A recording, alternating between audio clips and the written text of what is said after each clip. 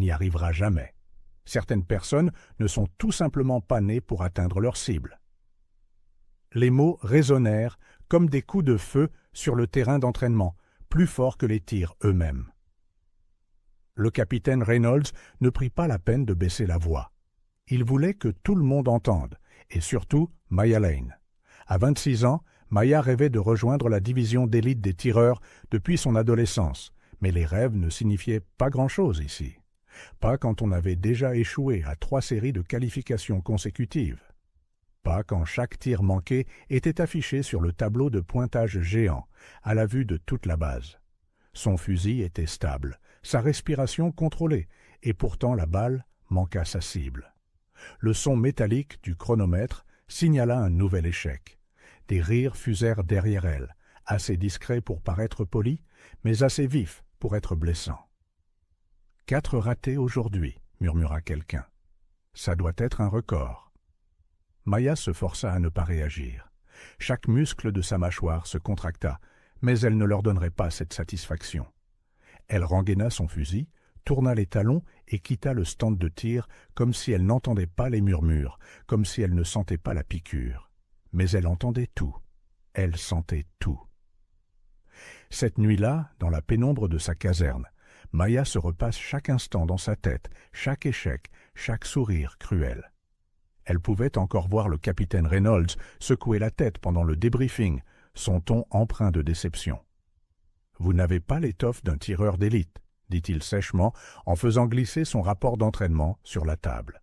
« Vous manquez de précision, vous manquez d'instinct, et surtout, vous manquez de ténacité. » Ce dernier mot la frappa plus durement que les autres. La ténacité, c'était la seule chose qu'elle pensait avoir.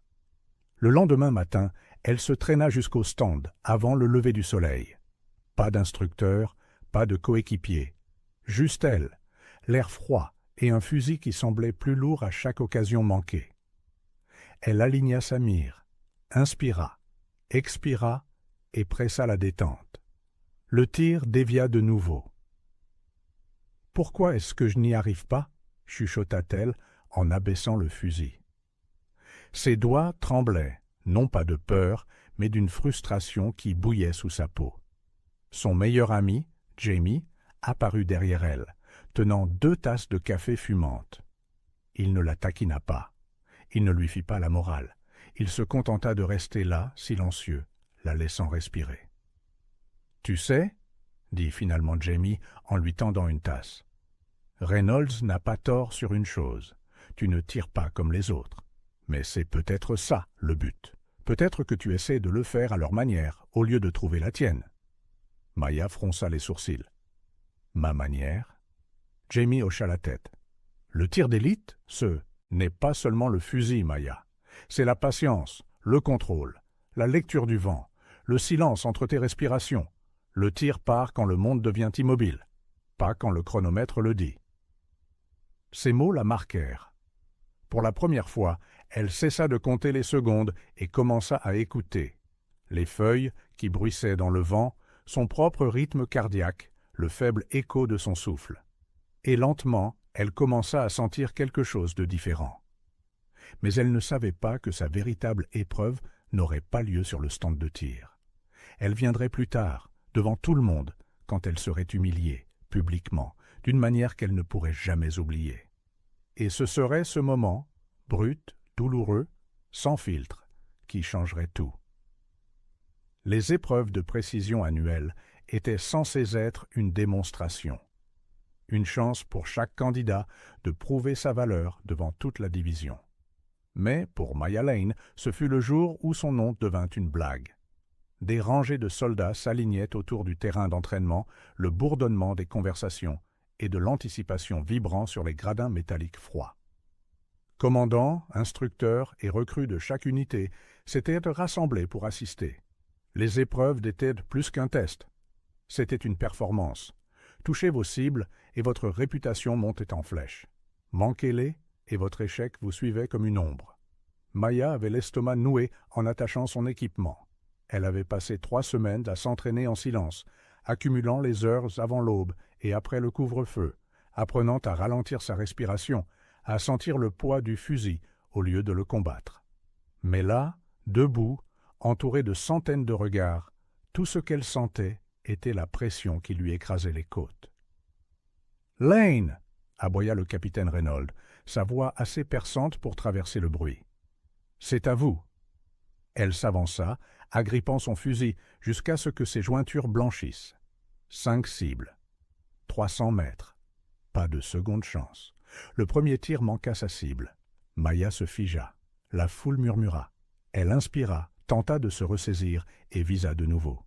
Le deuxième tir, trop à gauche. Une vague de rires éclata dans les gradins.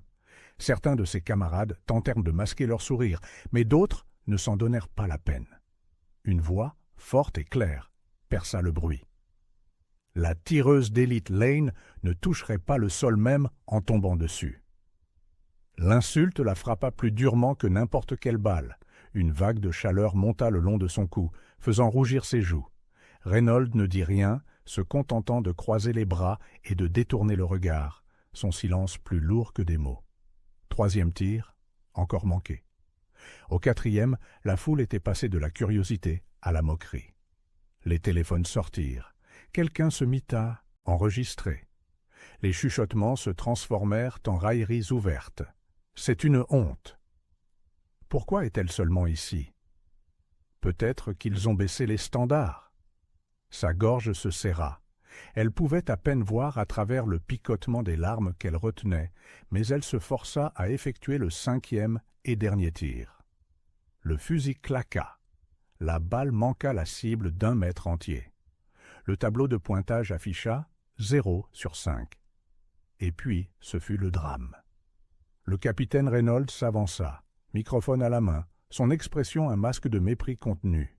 « Cette division, dit-il assez fort pour que toute la base l'entende, n'a pas de place pour la médiocrité. Le tir d'élite n'est pas pour tout le monde. Certains d'entre vous ont ce qu'il faut, d'autres non. » Son regard se posa directement sur Maya. « Et vous, Lane, vous n'avez pas ce qu'il faut. » Le silence qui suivit fut suffocant. Elle aurait voulu que le sol l'engloutisse, qu'il la fasse disparaître, avant qu'un autre mot ou un autre rire ne puisse transpercer sa peau. Mais l'humiliation ne s'arrêta pas là. Quelqu'un mit en ligne la vidéo sur le forum de la division en quelques minutes. Le temps que Maya retourne à sa caserne, le clip était déjà devenu viral parmi les recrues. La légende lui brûla l'esprit. La tireuse d'élite qui manquait tout. Elle s'enferma dans sa chambre cette nuit-là, ignorant les coups de Jamie à sa porte. Le silence était plus lourd que n'importe quelle insulte. Elle se repasse la scène encore et encore, les huées, la voix de Reynolds, la honte déferlant par vagues. La pensée la rongeait sans relâche. Peut-être qu'ils ont raison, peut-être que je ne suis pas assez bonne. Mais sous l'humiliation, quelque chose d'autre s'agita, une colère brute et silencieuse qu'elle n'avait jamais ressentie auparavant. Pas de la colère contre Reynolds, ni même contre les recrues qui s'étaient moqués d'elle, de la colère contre elle-même, contre la partie d'elle qui voulait abandonner, fuir, se cacher. « Non », murmura-t-elle dans l'obscurité, sa voix tremblante mais s'affermissant à chaque mot. « Je n'ai pas terminé. » L'humiliation avait brisé quelque chose en elle, mais dans les débris, une arête plus acérée commençait à se former. Car Maya Lane n'allait pas leur donner la fin qu'ils attendaient. Pendant 3 jours après les épreuves de précision, Maya prononça à peine un mot. Elle ne mangeait pas beaucoup, ne s'entraînait pas, ne quittait même pas sa caserne, sauf en cas de nécessité absolue. L'humiliation lui collait à la peau. Partout où elle allait, elle sentait les regards, entendait les ricanements étouffés derrière son dos. Le surnom se répandit rapidement. Miss Lane. Non pas parce qu'elle manquait les cours, to miss class, mais parce qu'elle manquait tout, to miss a shot. Jamie essaya encore et encore de briser sa coquille. « Tu ne peux pas les laisser. Gagner en disparaissant, » dit-il doucement, en glissant un sandwich sur son bureau un soir. Elle ne répondit pas, se contentant de fixer le mur. Mais la 4e nuit, quelque chose changea. Allongée, éveillée dans le noir, Maya ouvrit à nouveau la vidéo, celle que tout le monde avait vue. Elle regarda son échec dans les moindres détails, douloureux et insoutenable, sa prise trop serrée, ses épaules trop raides, son souffle trop court. Chaque tir qu'elle avait fait venait de la frustration, pas du contrôle. Et puis les mots de Jamie lui revinrent. « Peut-être que tu essaies de le faire à leur manière, au lieu de trouver la tienne. » Elle se redressa lentement, enfila sa veste et quitta la caserne sans un mot. Le terrain d'entraînement était vide, le clair de lune projetant des ombres argentées sur les cibles. Le silence était épais, imperturbable, et pour la première fois, elle ne se sentit pas jugée. Elle installa son fusil, s'allongea sur le sol froid et se contenta d'écouter. Le doux sifflement du vent, le bourdonnement lointain des criquets, le rythme lent de sa respiration. Elle ne tira pas pendant 10 minutes, ni pendant 20. Elle resta simplement là, laissant le monde s'apaiser jusqu'à ce que le bruit à l'intérieur d'elle se taise enfin.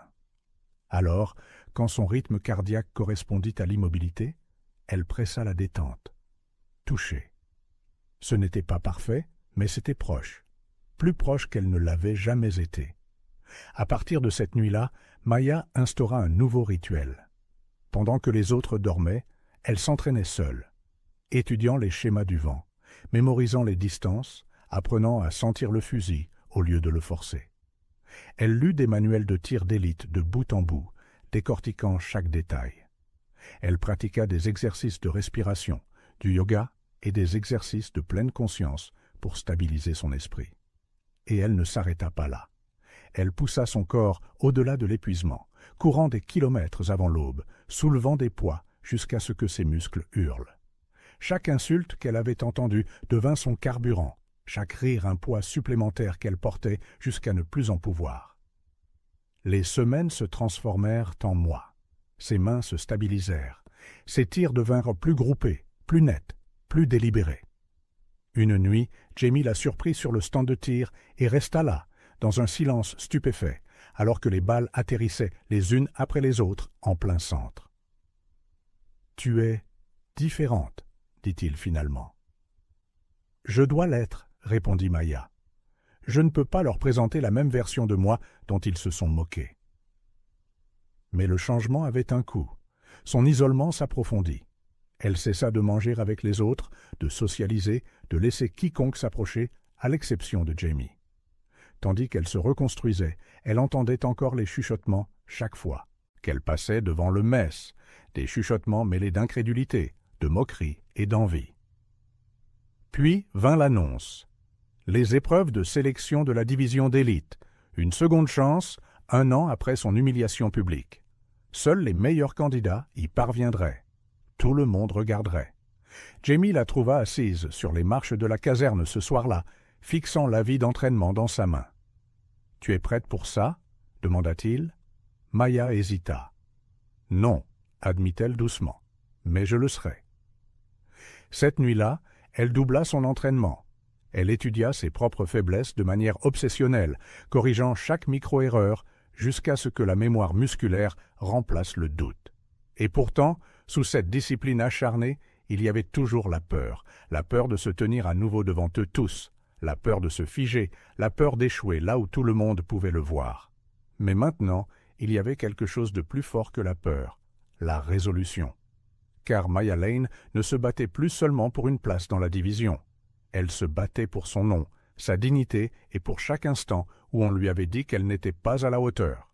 Et cette fois, quand les épreuves arriveraient, elle comptait bien être prête. L'air était lourd d'anticipation.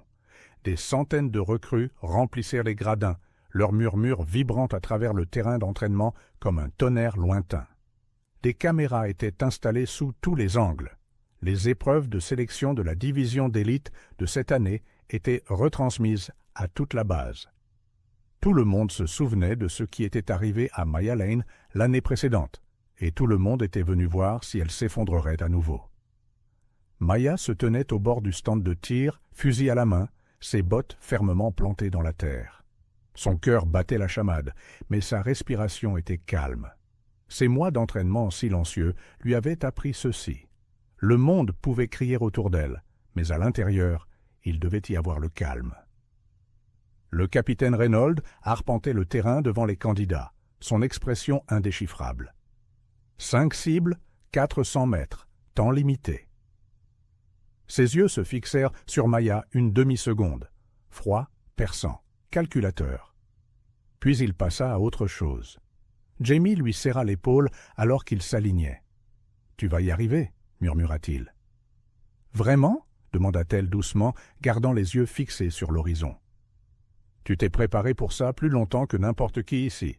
Fais-toi confiance. » La sirène retentit, et les épreuves commencèrent. Maya se mit en position, stabilisant son fusil sur le bipied. Vitesse du vent, distance, humidité. Son esprit calculait tout instinctivement maintenant, comme elle s'y était entraînée pendant des mois. Elle inspira lentement, laissa le monde s'estomper et tira. Premier tir. En bidon thunder, plein dans le mille. Le tableau de pointage s'illumina et la foule se tut. Pas d'acclamation, pas de huée, juste un silence stupéfait. Elle ne s'arrêta pas pour célébrer. Elle ajusta, visa la deuxième cible et tira. Deuxième tir, en plein dans le mille. Des chuchotements parcoururent les gradins. Quelques-unes des mêmes voix qui s'étaient moquées d'elle un an plus tôt murmuraient maintenant avec incrédulité. Mais au troisième tir, le vent changea brusquement. Elle le sentit trop tard. La balle dévia, effleurant le bord de la cible. Pas un raté, mais loin d'être parfait. Son estomac se noua, mais elle se força à se concentrer. Une erreur n'était pas la fin. La panique, si. Quatrième tir. En plein dans le mille. Il ne lui restait qu'une cible. Une dernière chance de prouver que Maya Lane n'était pas la fille dont il se souvenait, celle qui avait échoué devant tout le monde. Mais ce dernier tir était le plus difficile, une minuscule cible mobile à la plus grande distance, conçue pour faire craquer même les meilleurs. Maya expira, verrouillant sa mire. Son doigt plana au-dessus de la détente, et puis elle l'entendit. Une voix familière venant des gradins, acerbe, moqueuse, destinée à la déstabiliser. « Ne craquez pas, Miss Lane. » C'était la même recrue qui l'avait humiliée l'année précédente. Sa vision se brouilla une seconde, la colère bouillonnant sous la surface. Sa respiration s'accéléra, sa prise se resserra. Elle faillit tirer trop tôt, faillit répéter l'erreur de l'année dernière. Et puis la voix de Jamie perça le bruit, calme et basse, portée par l'instinct plus que par le volume. « Trouve le calme. » Elle ferma les yeux une fraction de seconde. Le monde ralentit. Le bruit disparut. Elle sentit le poids du fusil, la caresse du vent, le rythme de son cœur. Quand elle rouvrit les yeux, il n'y avait plus que la cible. Elle pressa la détente. Cinquième tir, en plein centre. Le silence se brisa en un rugissement. Des acclamations éclatèrent, résonnant à travers le stand, noyant les huées qui l'avaient autrefois hanté. Maya abaissa lentement son fusil, sa respiration régulière, mais sa poitrine se soulevait de quelque chose de nouveau. Pas du soulagement, ni de la fierté, mais un sentiment de revanche. Elle jeta un coup d'œil au tableau de pointage. 5 sur 5. Parfait. Le capitaine Reynolds s'approcha d'elle, le visage indéchiffrable, le poids du regard de toute la foule, le suivant. Pendant un long moment suffocant, il ne dit rien. Puis, finalement, « Impressionnant », admit-il à voix basse pour qu'elle seule puisse l'entendre. Mais ses yeux, perçants, calculateurs, contenaient quelque chose de non dit. Du respect. Les résultats officiels tombèrent quelques minutes plus tard. Maya Lane, classée numéro 1. Jamie la serra si fort dans ses bras qu'il faillit l'écraser, riant contre son épaule. « Tu viens de réécrire l'histoire » dit-il. Maya sourit légèrement, mais au fond d'elle, elle savait que ce n'était pas fini. Gagner les épreuves était une chose. Devenir un vrai tireur d'élite, mériter le fusil, le titre, la confiance de la division, était une toute autre bataille. Et les épreuves les plus difficiles étaient encore à venir. 2 semaines après les épreuves de sélection de la division d'élite, Maya Lane se tenait devant une rangée de tables en chêne sombre à l'intérieur du quartier général de la division. Derrière les tables siégeaient 5 officiers supérieurs, des légendes dans le monde du tir d'élite, chacun décoré de plus de distinctions qu'elle ne pouvait en compter. Au centre reposait une unique mallette, en acier poli, gravée de l'insigne de la division. À l'intérieur se trouvait le fusil de précision sur mesure, décerné uniquement à ceux qui en étaient jugés dignes. L'officier en chef, le commandant Aldridge, s'éclaircit la gorge. « Maya Lane, » dit-il, sa voix grave, calme et solennelle. « Vous étiez la candidate la moins bien classée l'année dernière. Vous avez fait face à l'échec public, à la critique et à l'humiliation. Et pourtant, vous êtes revenue, plus forte, plus précise, meilleure. » Il désigna la mallette. « Croyez-vous avoir mérité ceci ?» Maya hésita. La pièce était silencieuse. Elle sentait des dizaines de regards fixés sur elle. Ses doigts la démangeaient de saisir le fusil, mais elle garda les bras le long du corps. « Je ne suis pas revenue pour leur prouver qu'ils avaient tort, » dit-elle doucement, sa voix portant, malgré sa faible intensité. « Je suis revenue pour me prouver que j'avais raison. » Une lueur de surprise traversa le visage d'Aldridge. Lentement, il hocha la tête. « Alors, vous êtes prête ?» La mallette s'ouvrit avec un clic, et la pièce sembla retenir son souffle. Maya s'avança, soulevant le fusil à deux mains. Il était plus lourd qu'elle ne s'y attendait, mais il se logea dans sa prise, comme s'il y avait toujours appartenu. Pour la première fois depuis son entrée à l'académie, elle le sentit. Pas de l'espoir, ni du soulagement, mais le sentiment d'être à sa place. La semaine suivante, elle se présenta à la division des tireurs d'élite.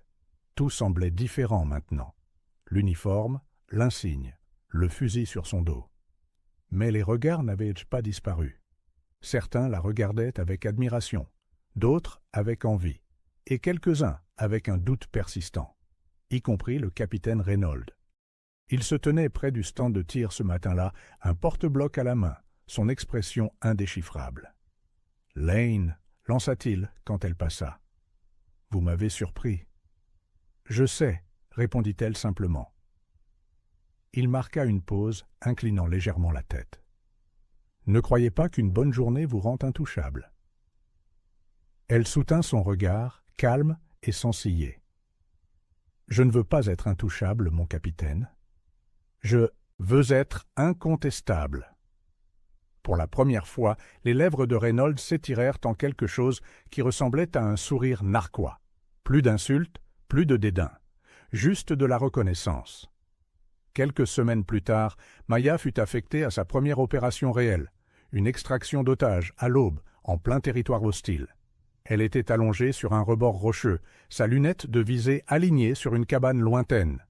Le vent hurlait, fouettant ses cheveux, mais son souffle restait calme, régulier, contrôlé. Un seul tir, c'est tout ce qu'il faudrait. La voix de Jamie crépita dans son oreillette. « La cible bouge. À vous de jouer, Lane. » Elle le sentit. Le silence qu'elle avait poursuivi pendant des mois, l'immobilité entre deux battements de cœur. Elle n'avait pas besoin de chronomètre, pas besoin de se presser. Le monde se réduisit à un seul point. Elle pressa la détente. Impact. Cible neutralisée. Otages en sécurité. Mission accomplie.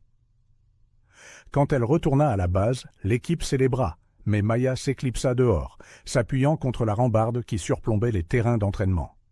D'ici, elle pouvait encore voir le stand où tout avait commencé, l'endroit où elle avait manqué tous ses tirs, où elle avait été humiliée, où elle avait failli tout abandonner. Jamie la retrouva là, tenant 2 tasses de café comme toujours. « Tu l'as fait, » dit-il en lui en tendant une. « Non, » dit-elle doucement, en fixant les cibles en contrebas. « Je suis en train de le faire. » Il sourit. « C'est différent maintenant, n'est-ce pas ?» Elle hocha lentement la tête. « Il ne s'agit plus de leur prouver qu'ils avaient tort. » Elle baissa les yeux vers le fusil en bandoulière sur son épaule. « Il s'agit de me prouver à moi-même que ma place a toujours été ici. » Pour la première fois, elle y croyait. Et ainsi, la fille qu'on appelait autrefois Miss Lane devint la tireuse d'élite que tout le monde voulait dans son équipe, celle qui ne manquait rien. Son histoire se propagea, d'abord discrètement, puis, comme une traînée de poudre, murmurée dans les couloirs et les camps d'entraînement, un rappel tacite à chaque recrue confrontée à l'échec. Parfois, c'est en manquant tous ces tirs qu'on apprend à réussir celui qui compte.